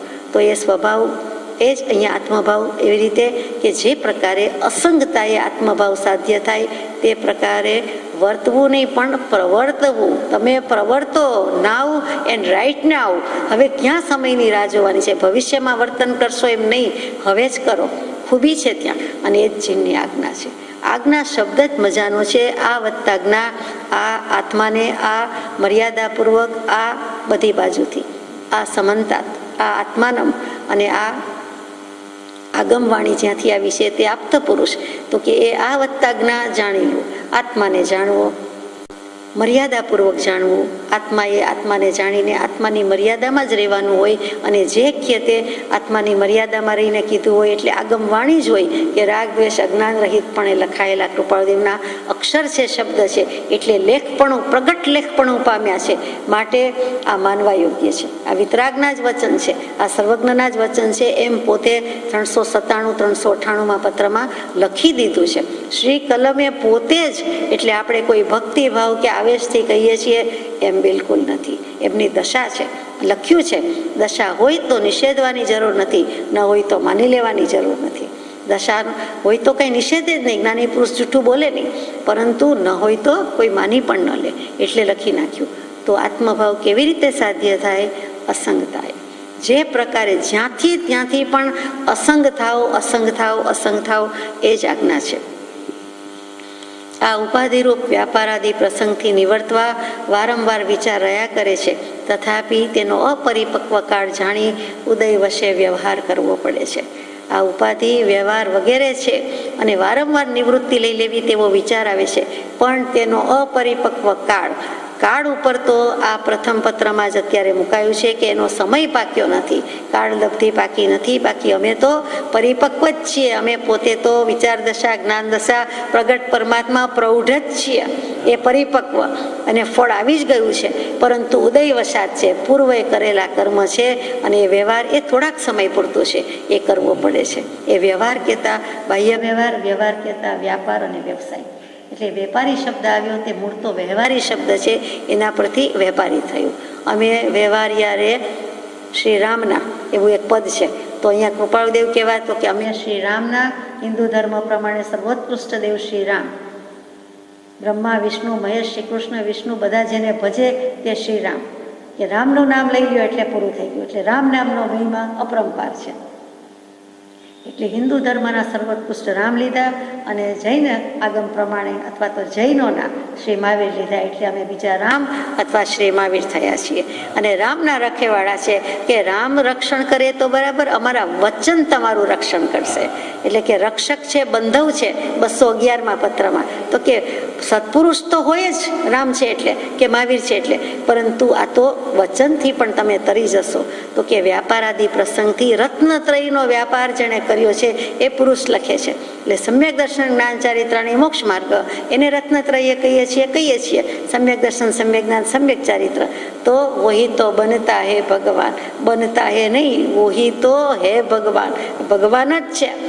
અને પછી લખાયું કયું છે તો એનો અપરિપક્વ કાળ છે, સમયની વાર છે. માતાના ઉદરમાં ગર્ભમાં 9.5 મહિના, 9.25 મહિના પૂરા જ થયા છે. હવે થોડા દિવસ, થોડા કલાકની જ વાર છે અને એ ઉદય ગર્ભ સમાધિ અને તેમાંથી પરિપક્વ એટલે સીધી વાત મૂકી દીધી, કેવલ જ્ઞાનની વાત, પરિપૂર્ણ જ્ઞાન કે જે સર્વજ્ઞતા કીધી છે કે જ્યાં પૂર્ણ કામતા છે ત્યાં સર્વજ્ઞતા છે. તો આ સમય નથી પાક્યો, ટાઈમ ફેક્ટર 4 સમવાયમાં એની રાહ છે. એટલે ઉદય વશે વ્યવહાર કરવો પડે છે. પણ ઉપર કહી છે એવી જીનની આજ્ઞા તે ઘણું કરી વિસ્મરણ થતી નથી. એટલે ઉપર કઈ તે જીનની આજ્ઞા કઈ, અસંગતાએ આત્મભાવ સાધ્ય કરવાની આજ્ઞા. અમે ગમે તેવા સંગ વ્યવહારમાં રહ્યા હોય, અમે અસંગ અને અસંગ છીએ અને તમને પણ હાલ તો તે જ ભાવના વિચારવાનું કહીએ છીએ. અને આત્મ સ્વરૂપના પ્રણામ, જે આત્માના સ્વરૂપમાં જ જેની સ્થિતિ છે તેના પ્રણામ. આ અને સ્વ બાંધી દીધું છે એટલે આત્મ સ્વરૂપીના અથવા આત્મ સ્વરૂપમાં સ્થિત છે તેના પ્રણામ. તો ભાર ક્યાં આવ્યો, બોધ શું આવ્યો આપણને કે અસંગ થવાનું. તો અસંગ એટલે કોઈનો સંગ ન કરવો, તે તો લખે જ છે, પ્રકાશે જ છે કે કોઈનોય સંગ કરવા યોગ્ય નથી. પરંતુ જ્યાં સુધી એવી દશા પ્રાપ્ત ન થાય ત્યાં સુધી સત્સંગ ને સત્સંગથી તો ભજવા જેવો જ માર્ગ છે. 3 કાળને વિશે સત્સંગ અને સત્પુરુષ વિના કલ્યાણ હોય નહીં અને થાય નહીં. ઉપદેશ છાયામાં વારંવાર આવે, આખા વચનામૃતજીમાં પણ સારાંશ રૂપે આવે. તો એ ત્યાંથી આપણે સત્સંગ કરવાની વાત આવી. અને અસંગતા ઉપર આટલો બધો ભાર કેમ છે? તો કે જીવની પાસે સ્વરૂપ નથી એવું નથી, સ્વભાવ અને સ્વરૂપ પોતાની સાથે જ છે. સહજ સ્વરૂપે સ્થિતિ થવી તેને શ્રી વિતરાગ મોક્ષ કહે છે. સહજ સ્વરૂપથી જીવ રહિત નથી, માત્ર તેનું ભાન થવું તે સહજ સ્વરૂપે સ્થિતિ છે. અને તો પછી સહજ સ્વરૂપનું ભાન નથી અને સહજ સ્વરૂપનું ભાન કેમ નથી? તરત પ્રશ્ન થાય.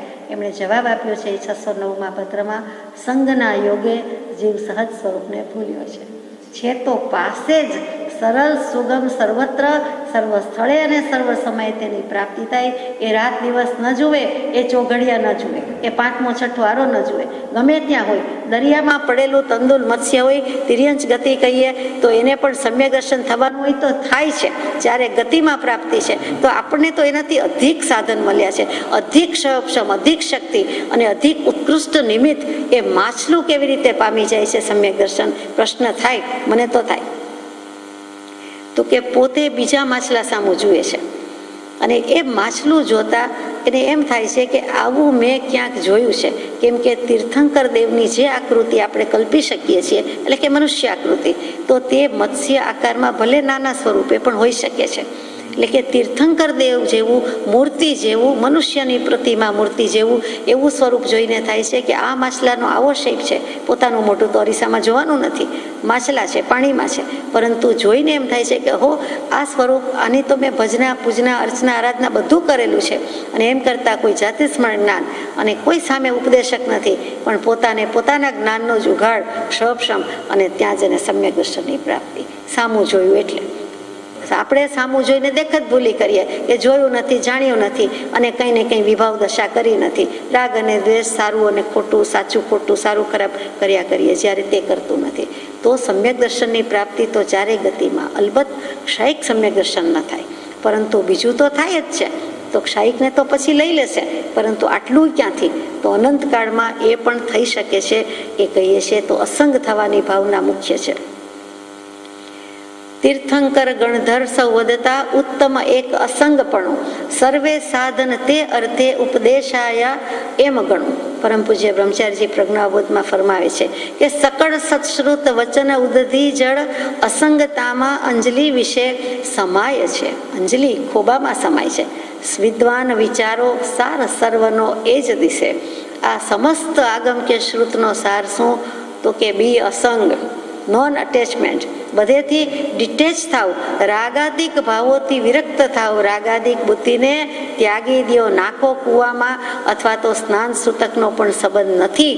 કૃપાળુદેવે પ્રભુશ્રીજીને છેલ્લે એ કહ્યું કે હવે મુનિ શું છે, અમારી પાછળ પડ્યા છો, જાઓ સ્નાન સૂતકનો સંબંધ કરી નાખો, વિષય કશાયનું સ્નાન સૂતક કરી નાખો, દાડો પવાડો કરીને ચાલ્યા જાઓ. એ છેલ્લું મિલન, છેલ્લો મેળાપ ને છેલ્લો બોધ. અને તે જ વખતે બીજા અમદાવાદના કેટલાક ભાઈઓને કહે છે કે તમે અમારામાં અને મહાવીરમાં, અમારામાં અને વિતરાગમાં કોઈ ભેદ ગણશો નહીં. જે ભેદ દેખાય છે કે મનાય છે તે એક પ્રેરણનો ફરક છે, બીજો કોઈ નથી. એ જ દશા છે. એક કૃપાળુદેવે પાર્શ્વનાથ પ્રભુ જેવી દશા છે એવું પણ મુંબઈના અમદાવાદના અને વડવાના એટલે ઘણું કરીને પોપટલાલભાઈ મોહકમચંદભાઈને કહેલું છે. એ બધું એ અરસાની વાત છે. એટલે કે દશા કરી છે ત્યાંથી સુરેન્દ્રનગર એટલે વઢવાણ કેમ્પ, અને વઢવાણ કેમ્પથી રાજકોટ, અને પછી રાજકોટમાં પૂરા 45 દિવસની જે કંઈ સેવા શુશ્રૂષા લેવાની હતી, જે શ્વાસોચ્છ્વાસ લેવા મૂકવાના હતા એ લઈને છેલ્લે અંતિમ સમય કે અંતિમ નિર્વાણ કે સમાધિ કે જે કયો તે રાજકોટને ફાળે જાય છે. તે શ્રી રાજકોટ તીર્થમાં એમણે દેહને સોંપી દીધો અને દેહ અને આત્મા ચાલ્યો ગયો. તો એવા ભગવાનની સમાધિની વાત અહીંયા પત્રોમાં સમાધિની વાત આવતી હોય છે. એટલે કે કઈ રીતે કરી શક્યા, તો કે અસંગતાથી કરી શક્યા છે. પોતે અસંગ રહ્યા છે. આ સૌભાગભાઈને પરમ પુરુષ દશા વર્ણન કરવું છે, અસંગતા લાવવી છે કે વ્યવહાર અને પરમાર્થમાં કોઈ પણ રીતે સંગપણું ન રાખતા અસંગપણું જ રાખશો, અને અસંગપણાથી જ એમને એવી દશા થઈ શકે છે. ત્રણેય કાળને વિશે, ત્રણેય કાળમાં પોતાનો કંઈ દેહાદિથી સંબંધ નથી, એવી અપૂર્વ અસંગ દશાને નમન કરું હું તન મનથી. અને તન મનને આત્મથી આપણને એક શબ્દ ઉમેરવાનું મન થઈ જાય, ગાવાનું મન થઈ જાય, કેમ કે આપણે પોતે આત્મા છીએ અને આત્મભાવથી કરવાનું છે. એટલે કે જે કાંઈ છે તે અસંગ થવાનું છે, પણ ત્યાં સુધી સત્સંગ ને સત્સંગ ભજવાનું છે. સજાત્મ સ્વરૂપ પરમ ગુરુ